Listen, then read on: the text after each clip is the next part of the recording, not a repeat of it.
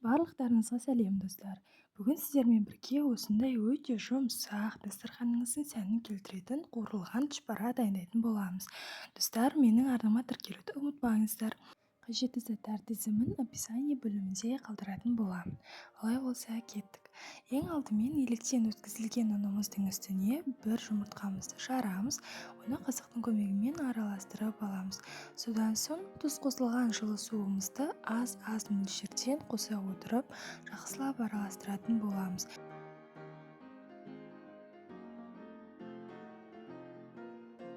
Және де бір шай қасық дрожжимызды қосып, оны да жақсылап араластырып аламыз.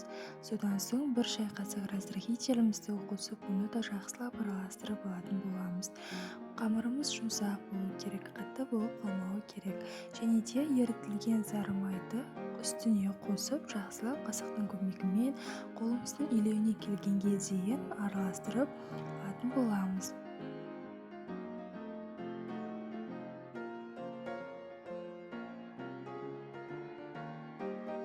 Ары қарай қолымыздың көмегімен осылай жақсылап араластырып, қамырымызды 15-20 минутқа жылы жерге бетін жауып қалдыратын боламыз.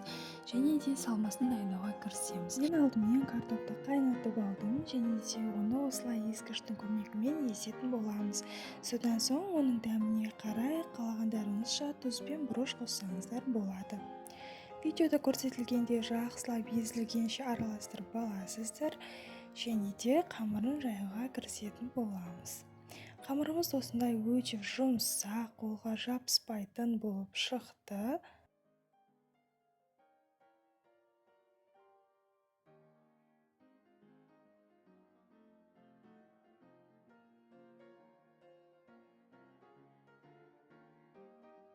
Достар, маған тіркелуді ұмытпаңыздар. Алдағы уақытта сіздерге өте көптеген тағамдардың рецептісімен бөлісетін боламын. Және де менің арнамда қандай тағамның рецептісін көргіңіз келеді, сол жайында комментарияға жаза кетіңіз.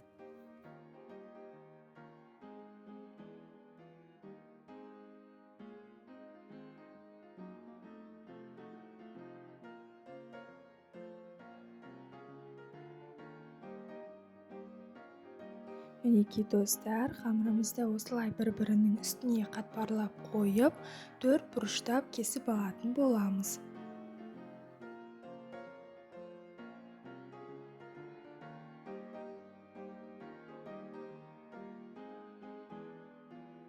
Енді қамырымызға салмасын салып, оны біркелкі етіп, қаттырақ қысыңқырап түйіп шығатын боламыз.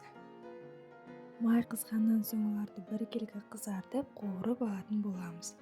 Ал достар, сіздерге видео ұнаған болса, менің арнама тіркеліп кетіңіздер. Алдағы уақытта сіздерге көптеген тағамдардың рецептісімен бөлісетін боламын. Сіздермен бірге болған оңай тағамдар.